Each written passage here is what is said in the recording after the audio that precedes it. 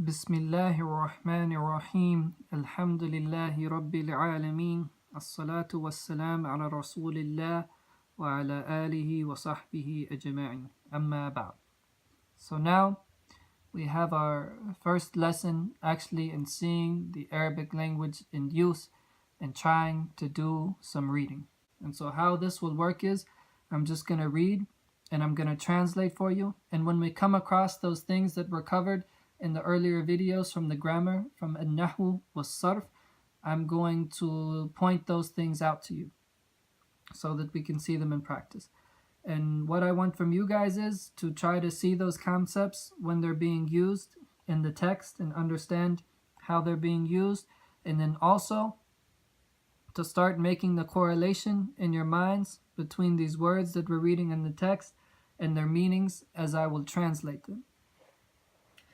And I know if you're somebody that has no Arabic vocabulary at all, and this is your complete beginning and starting to get some Arabic vocabulary, it's going to be very difficult at first, but all I can say is just hold on, just follow along.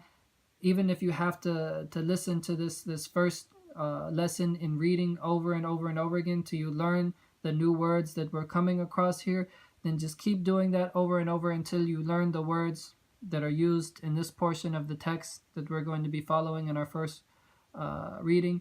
And as we move on, it will get easier and easier and easier for you, and inshallah you'll really begin to fall in love with the language. If you're someone that has a little bit of Arabic vocabulary, or maybe if you speak Urdu or speak Turkish or speak Persian, if you're from that background and you have a language already that has many Arabic words mixed in with your language, then it'll be a little bit easier for you, but still try to make sure that you're learning all the vocabulary that we come across in this reading, and that you're seeing those concepts we discussed from the grammar being put in place. So as we said, this book is Qisas al-Nabiyyin, Stories of the Prophets, by Abul Hasan Ali and Nadwi. And it's a book that he wrote for children about the stories of the prophets, and he starts with the story of Ibrahim. The first story he begins, the title of the story is Men Kasar al-Asnam. So men here means who, and kasara, if you look at this pattern, hopefully that looks familiar to you. That is a past tense verb. So this is what I'm talking about when we looked at those verbs. The number one verb in the list of conjugation is fa'ala. So we take that same pattern, fa'ala, meaning he did, but then we put different letters in that pattern. We put kaf and sin and ra in that same pattern, and these letters are from a root that means to break something. So when we take the letters from the root that means to break something, or for something to be broken, and we put it in the pattern that means that he did, fa'ala, now it means he broke, kasara, he broke. And asnam is the plural of sanam. So sanam means statue, and asnam means statues. And this is a very common pattern for plurals. This pattern, af'al, if you hear that similar, af'al, asnam, many plurals will come across will be upon that pattern. And that's one thing that we'll see as well in the Arabic language, that it's not as simple as English, where if we want to make a plural, if we say dog for one dog and we want to say many dogs, we just add a s at the end and say dogs. In Arabic, it's not so simple. In Arabic, you would say kelb, and then to make it plural, you would say kilab. You change the form of the word to mean to make plurals. So, men kasar al-asnam, who broke the idols. And the first part of this story comes under the title Ba'i'ul asnam, the seller of idols. So the word ba'i', you see right here, ba'i' means a seller. Ba'i'ul asnam, the one who sells the idols. قبل أيام كثيرة, before many days. So qabl is what's called a dharf or tells you the time that an action took place, meaning before. أيام is the plural of the word yom. Yom means days, or means day, and أيام means days. And kathir means a lot.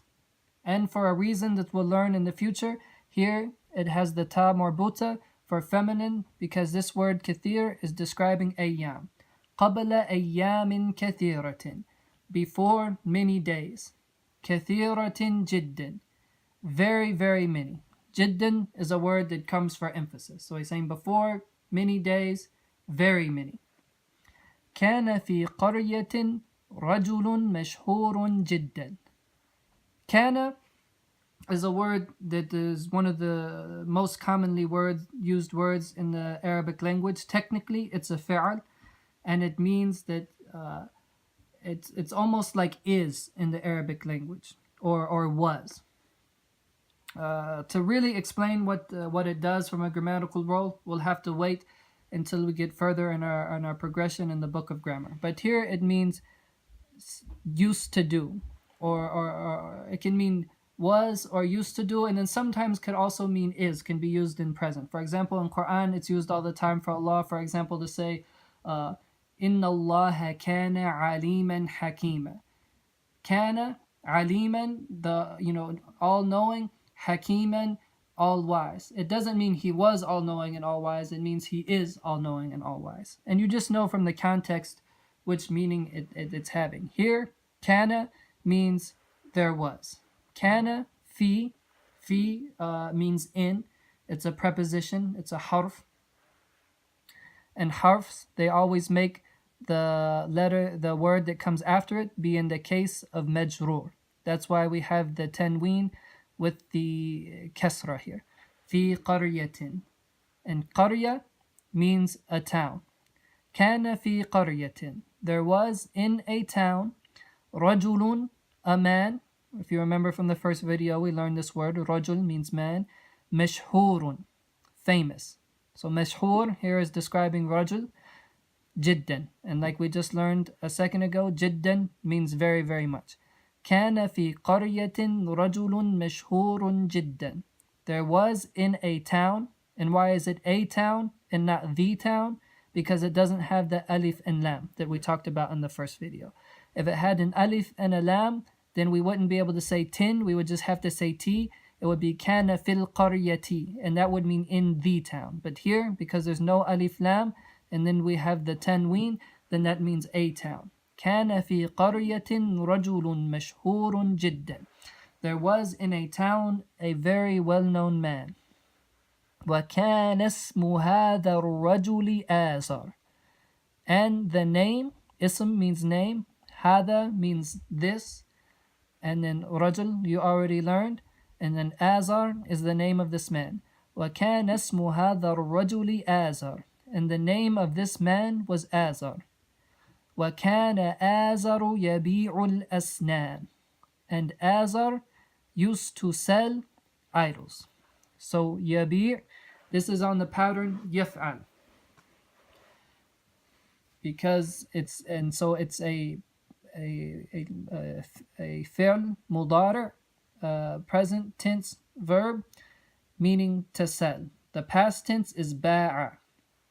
And the conjugation of this verb is a little bit complicated because the root, it has a weak letter in the root, so we'll talk more about that in the future, but just know that this is on the pattern يفعل, يبيع.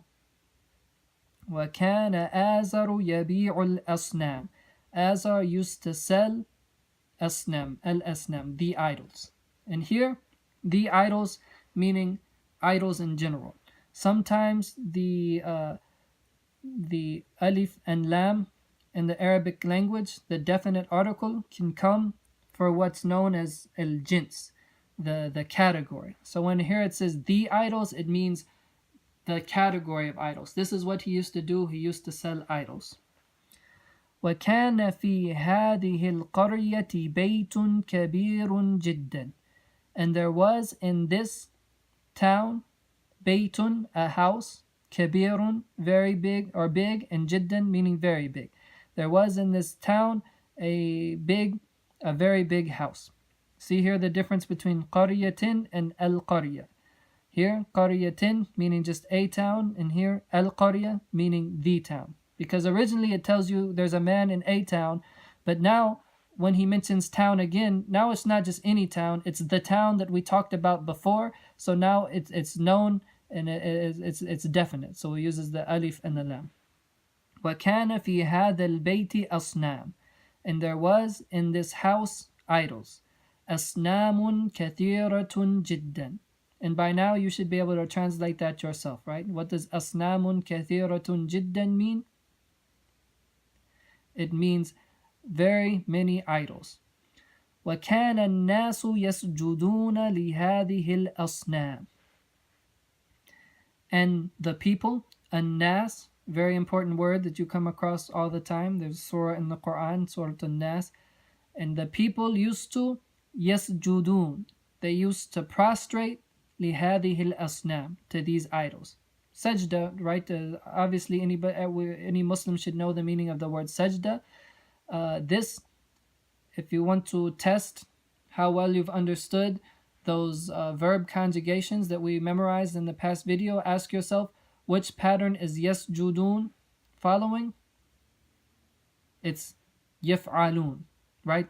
Then, and what pronoun is it correlating to? It's correlating to the pronoun hum, they, third person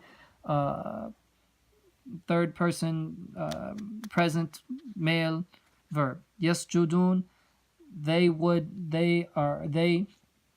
prostrate. Now, important thing that I didn't point out about kana, you know this, if you don't completely understand it right now, don't worry, just keep going, it'll come across more in the future. Kana gives a sentence the meaning of past tense, right? So even though this verb is present tense, they prostrate to idols, because of the kana, it makes the meaning they used to prostrate to idols. And that will, we'll understand that more as we go forward, inshallah. وَكَانَ آزَرُ يَسْجُدُ لِهَذِهِ الْأَصْنَامِ. And Azar used to prostrate to these idols. وَكَانَ آزَرُ يَعْبُدُ هَذِهِ الْأَصْنَامِ. And Azar used to worship these idols, right? Ibadah, a very important word in Islam. يَعْبُدُ, to worship. وَكَانَ آزَرُ يَعْبُدُ هَذِهِ الْأَصْنَامِ. Azar used to worship these idols. Story number 2, Waladu Azar, the son of Azar. So Azar is the father of Ibrahim.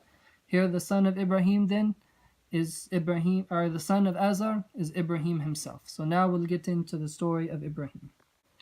وَكَانَ آزَرُ لَهُ وَلَدٌ رَشِيدٌ جِدًّا.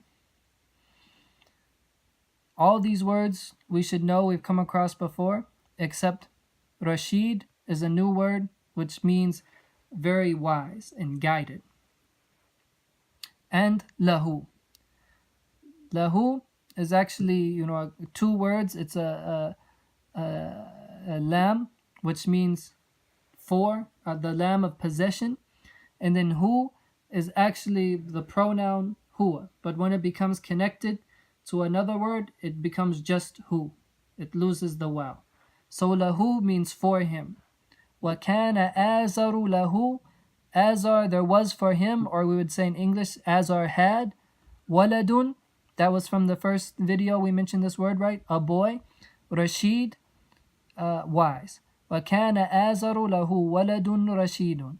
Azar had a wise boy. Rashidun jiddan. Very, very wise, or very guided. وَكَانَ اسْمُ هَذَا الْوَلَدِ إِبْرَاهِيمُ. And the name of this boy was Ibrahim. وَكَانَ إِبْرَاهِيمُ يَرَى النَّاسَ يَسْجُدُونَ لِلْأَصْنَامِ. And Ibrahim used to see, yara, this corresponding to the pronoun huwa, he sees. So this is mudari and the pattern of yaf'al, right? But we put in the letters ra. So the word, ra'a for past tense, he saw, and yara for present tense he sees. It's complicated because it has a hamza in the middle, so we'll learn about that conjugation in the future, but just know that yara is on the pattern yaf'al, corresponding to huwa. وَكَانَ إِبْرَاهِيمُ يَرَى النَّاسِ يَسْجُدُونَ لِلْأَصْنَامِ. You should be able to translate that by now. We've learned all those words. That Ibrahim used to see the people prostrating to the idols. وَيَرَى النَّاسَ يَعْبُدُونَ الْأَصْنَامِ. And he saw the people worshipping the idols. وَكَانَ إِبْرَاهِيمُ يَعْرِفُ أَنَّ الْأَصْنَامَ حِجَارَةٌ.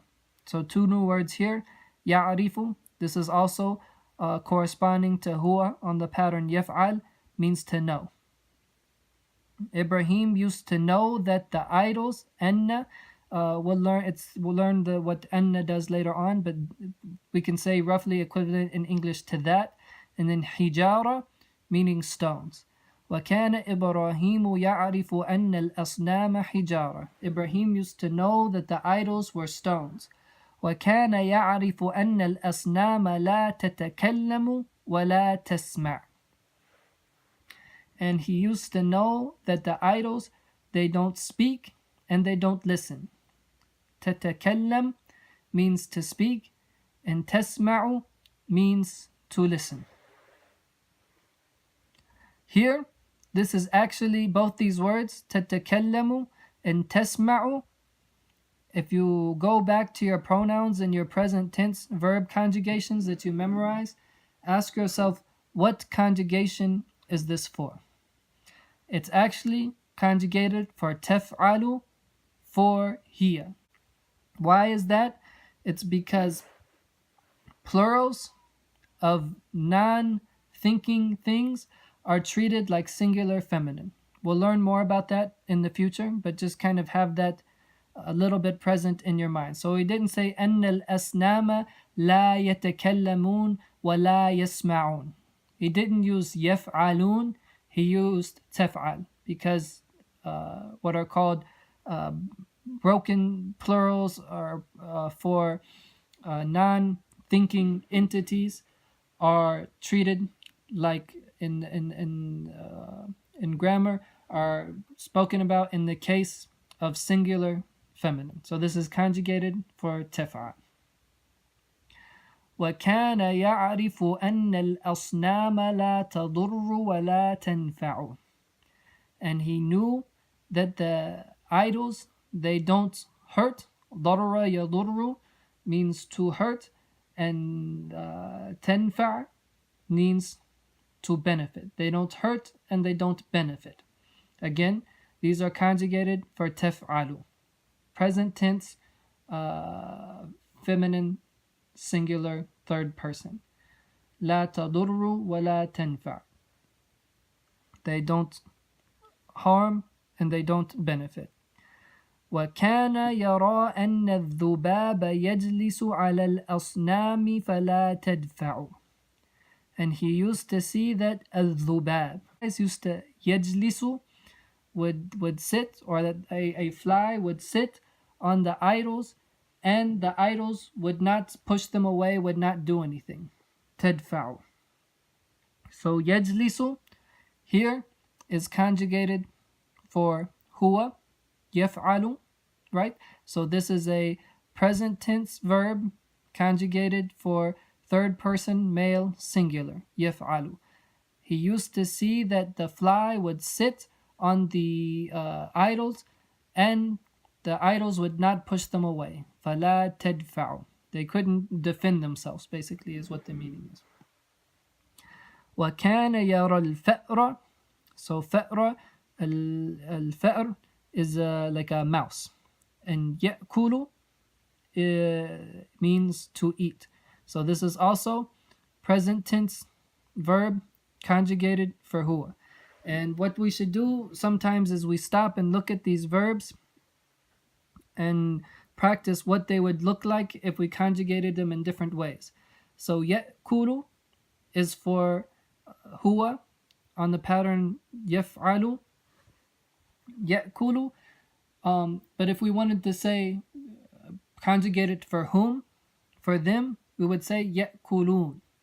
A group of them eat. If we wanted to say, you eat, we would say تأكلوا.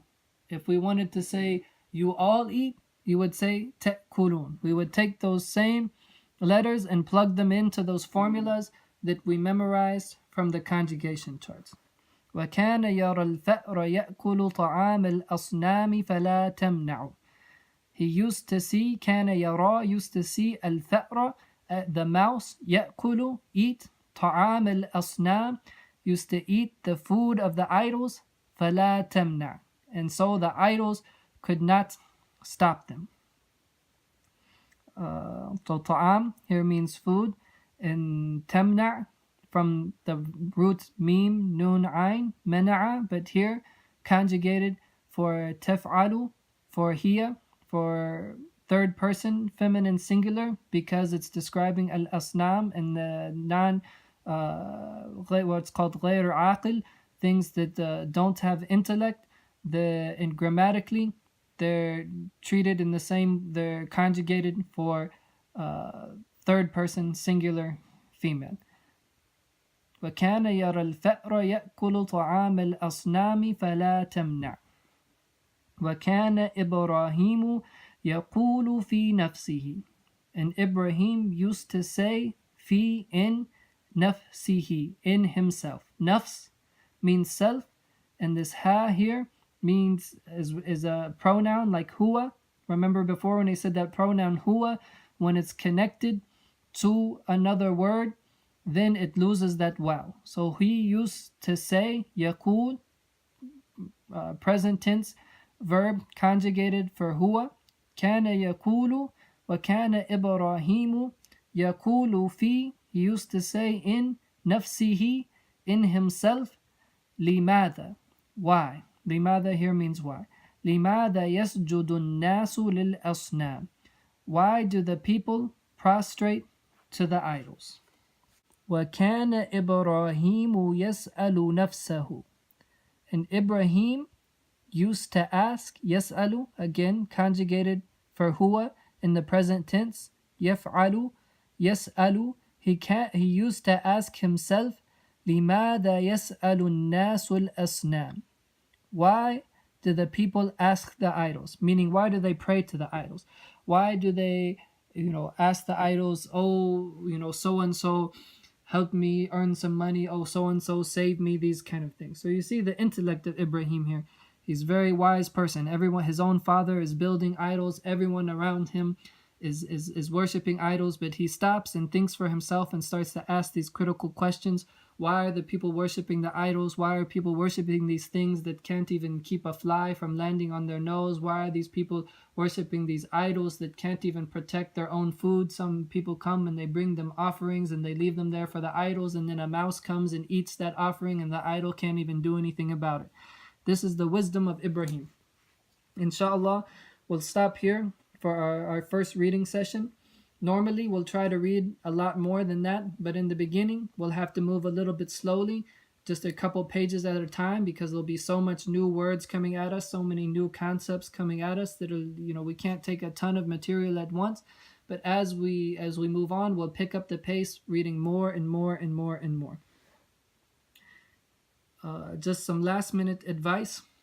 If you feel, I worry that most people watching this, they'll feel one of two ways. Either they'll feel that this is completely too easy for them, or that it's completely way too difficult and they feel completely overwhelmed. So I have some advice for both groups of people. The people who feel that that this is too easy and at a very beginner level, don't worry, just keep following and it'll pick up very quickly. Where every lesson will introduce more and more concepts, and even if you've learned these things before, it's a good review for you, and we will get our level of understanding will move up and more with every lesson. So just keep following, review through the things that you already know, and then learn the things that you haven't learned before, and this will help you make that knowledge strong in your mind. If you're complete beginner, this is your first interaction with the Arabic language at all, of course it's going to be overwhelming. It's always going to be overwhelming in the beginning. Just learn those key concepts in the grammar videos, in the videos for the conjugation, for the verbs. Learn those pronouns, memorize those things that I told you to memorize, and then follow along in the book. Learn these vocabulary words, and even if you don't understand exactly how to connect what you memorized in the grammar portion to what's happening here in these sentences, don't worry. As we practice more and more and more, those concepts will become more clear to you. What's important right now is that you memorized those things I told you to memorize in the grammar videos, and that you're memorizing the vocabulary, the new words that we're coming across in this reading. Don't move on to the next video until you've memorized the words that we've talked about in this video. Even if you have to listen to the reading over and over again, if you have a copy of the book, I mean, it's really necessary that you at least have a PDF copy of the book. Read it yourself over and over and over again. If you forget what a word means, go back, look it up, listen to the video again. Don't move on until the next video until you're able to read this section that we read today on your own and understand it without having to go back and look the meaning of the words up again. And inshallah, we'll pick up from there in the next video. أقول قولي هذا أستغفر الله لي ولكم.